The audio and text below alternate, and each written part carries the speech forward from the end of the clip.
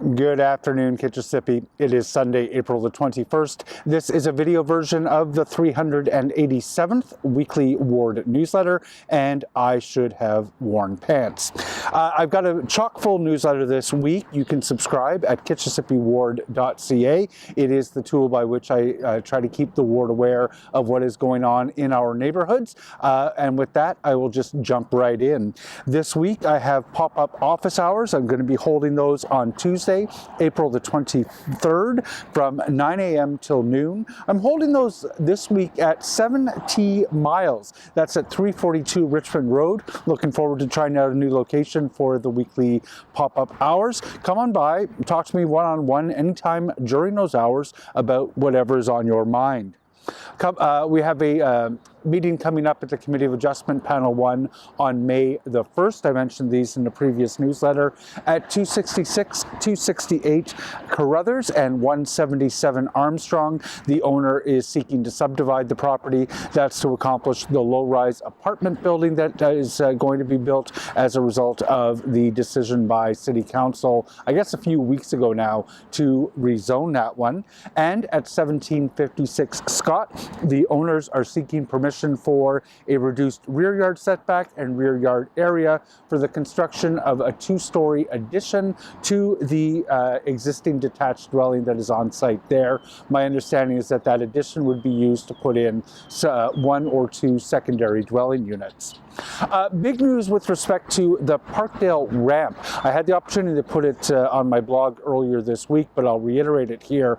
Beginning in about a week or so, the eastbound on-ramp for the Parkdale ramps for the Queensway is going to be closed basically for most of the summer. I think that goes until August 25th. And around the same time, I think it's April the 29th, the Parkdale off-ramp eastbound is going to be closed. That one's going to be closer to three or 4 weeks. Obviously, a really significant closure of those ramps. It will affect traffic patterns. I have some more details on my website at kitchissippiward.ca. Some news on the Bailey Bridge. That is the noisy bridge that is at the foot of Roosevelt, carrying the traffic between Churchill and the Kitchissippi Meekan for the bus detour. I've spoken with OC Transpo. They are prepared to put in place the same extended detour to the detour that they did last summer in order to be able to cut down a bit more on some of that overnight noise. Beginning on Friday, May 10th, the Transitway detour will start at 10:30 until 6 a.m. and that includes an all-weekend closure as well. So during those hours, buses won't use the Bailey Bridge. They'll get from Scott Street onto Richmond Road and down to Lincoln Fields. Same detour as last year. I hope that will provide a small measure of relief to residents who are going through a lot on that corner right now. I also have updates from the NCC with respect to the Westboro Beach Pavilion rehabilitation that is ongoing in behind me. They are finalizing the site leveling. This May, they will finalize the construction of the new pavilion and beginning of the landscaping. This fall, they'll finalize the landscaping and park construction. Site access is going to remain limited for construction reasons. In late 2024, they'll reopen the multi-use pathways that go through there. You'll probably see some cyclists who are trying to make that detour this morning. And then next summer, 2025, Westboro Beach will reopen. So access to Westboro Beach will be maintained again this summer, 2024. Throughout the summer months, an unsupervised section of the beach will remain open. Residents and visitors are going to be able to access that via the Lanark underpass just behind me. There will be no washroom facility, and of course there are no lifeguards on duty. The Kitchissippi parking study, we had an open house session yesterday morning on Saturday. I think, as I put in the newsletter a few times now, they've been studying parking on Somerset, Wellington, Richmond. Also, it seems on Churchill for the portion that is largely commercial. It is almost certain that that study is going to lead to a recommendation to put into place paid parking. That recommendation will probably go to the Transportation Committee of City Council in June, voted on by Council in July. There was a session yesterday morning. There is another session that is coming up tomorrow night, that's Monday, at the Hintonburg Community Center. And staff have recognized the conflict with Passover. They're in the process of finalizing a date for a third open house session that would be held at the conclusion of that holiday. Stay tuned to my newsletter for details on that. I have said, I think fairly publicly, if their recommendation is to implement paid parking, I will probably support that when I get to vote on it at City Council. I am, however, going to be seeking the support of my colleagues to delay the implementation of that until Stage 2 LRT opens, which will provide better access into Westboro. I am open to arguments that may change my mind. This has been a long discussion. We've really been having it for the last, I want to say, 8 years or so. I'm not hearing a lot of new arguments this time around, but I may be convinced to oppose it if I hear something new and novel. I am very interested, though, in hearing ideas about what the time limits might be, what days of the week, how much it would cost to park. Some of those details, I think, are where we as a community can be most effective. Big news on Friday, the zoning bylaw was, the first draft of the new comprehensive zoning bylaw was published. That's going to be heard by a joint committee of the Agriculture and Rural Affairs Committee, as well as the Planning and Housing Committee coming up later this month. That zoning bylaw is essentially a complete revamp of the zoning across the city to actually match, for the first time, I want to suggest in about a generation, the intent of the official plan. There's a lot of conflict that evolves when the zoning doesn't match the official plan, which in the case of most of the city, it has not for years now. The new zoning bylaw would add significant new density right across the city. There's the proposal to remove parking minimums. There's going to be a little bit more commercial allowed in some of the residential neighborhoods. By and large, it's sort of a transformational new zoning bylaw to implement what the official plan actually says. I have links in the newsletter to take a look at that draft. This will be a long conversation. That document is not necessarily easily accessible to very many residents.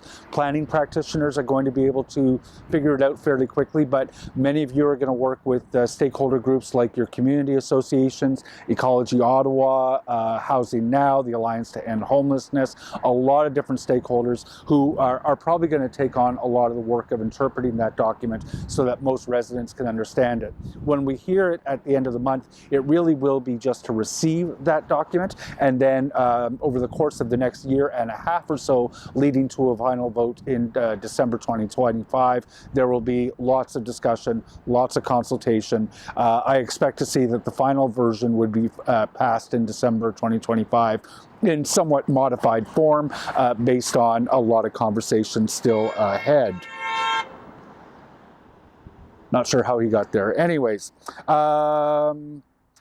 there is a Kitchissippi Community Yard Sale on June the 1st. So once again this year, I and the community associations are hosting a community-wide garage sale, yard sale. Write to my office at jeff.leeper@ottawa.ca in order to be added to the map of participating households. Get out there with a lemonade stand, put free merchandise to the curb if you're just looking to do a little bit of spring cleanup and don't want to run a sale. And please consider donating the proceeds of your yard sale, if you are participating, to one of our local charities. The Dovercourt CLA Street Renewal. Dovercourt from Churchill to Tweedsmuir is going to be rebuilt over the course of, I believe, next year.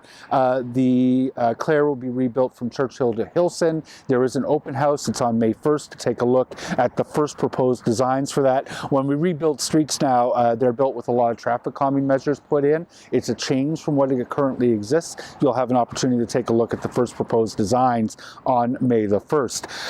Your Eclipse glasses, I hope everybody had an opportunity to witness that absolutely awesome eclipse. Hopefully you did so safely with the Eclipse glasses. You can recycle those Eclipse glasses by bringing them to any branch of the Ottawa Public Library or Bookmobile sometime before April the 30th. So recycle those glasses. They go into, what are they called? Astronomers Without Borders, who will make sure that those get redistributed to others who need them to view eclipses right around the world.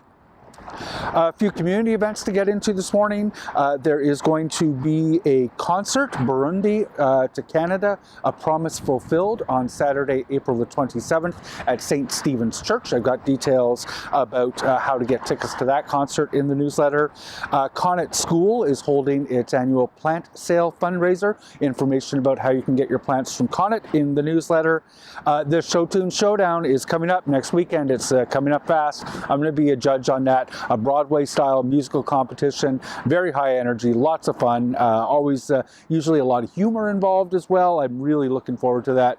Details in the newsletter about how you can get tickets to that. Tomorrow, Earth Day, April the 22nd, the Westboro Community Association, Westboro Village BIA, City of Ottawa's Clean Up the Capital, and who else? Oh, MEC, the Mountain Equipment Company, are going to be hosting a cleanup of Richmond Road. Pop by MEC somewhere at 10 a.m., get some cleanup supplies and participate in the cleanup of Richmond Road. Lots of details in the newsletter. The Parkdale United Church is hosting its Rummage Sale on April the 27th. That's going to be from 9 until noon. The Grace Manor is also going to be hosting its Rummage Sale at the same time. They're just around the corner on Wellington Street. There is another round of Citizens Climate Workshops. Don Spruill's been hosting those at Dovercourt. They've got opportunities to participate in that Thursday, May 9th or Wednesday, May 22nd. Lots of details again in the newsletter. And First Unitarian is having a spring concert on April the 28th by donation. That is going to be featuring 3 First Unitarian choirs, the house band, as well as sing-alongs with the audience. Childcare will be available. Again, lots of details in the newsletter.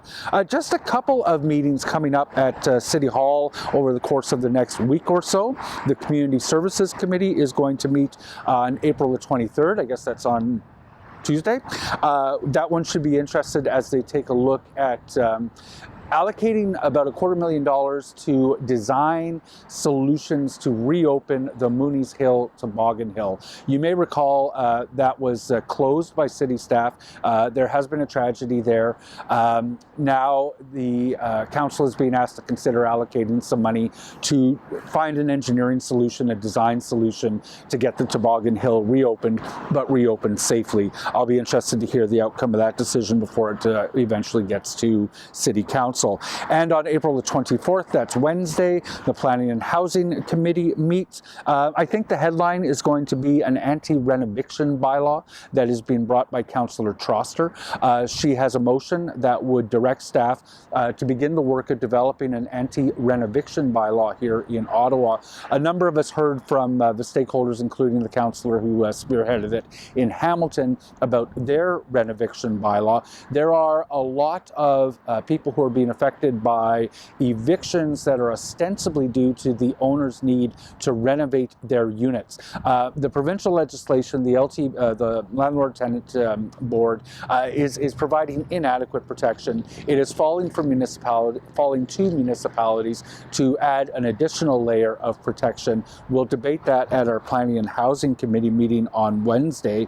There are also applications for Boros O'Kane, Chapel, Bank, as well as a newly proposed secondary plan for Riverside South, so that will be a fairly chock-full meeting. I expect it will go most of the day. I have links to the agenda where you can find all of the associated documents for that. And in reference to the earlier mentioned comprehensive zoning bylaw, that joint meeting at which we will receive a draft of the bylaw will be on April the 29th. That's a joint committee meeting between AIRAC and PHC. George and I, or Councillor DeRuse and I, are asking members of the joint committee to not necessarily bring forward a lot of motions that would direct staff on exactly how to do that draft bylaw. We want to make sure that we're hearing from all of the stakeholders and residents before we start to substantially change it. It would be a bit like, in our mind, when we receive the budget, when the budget is tabled, but we do have to receive that draft bylaw and authorize staff to do some further consultation. So in addition to those meetings, the Ottawa Police Services Board is going to meet tomorrow. There will be an in-camera session. as well as an open meeting. Kitchissippi, it has been a very busy week, and there's a very busy week to come. I hope that you all have a great week, and I thank you very much for watching.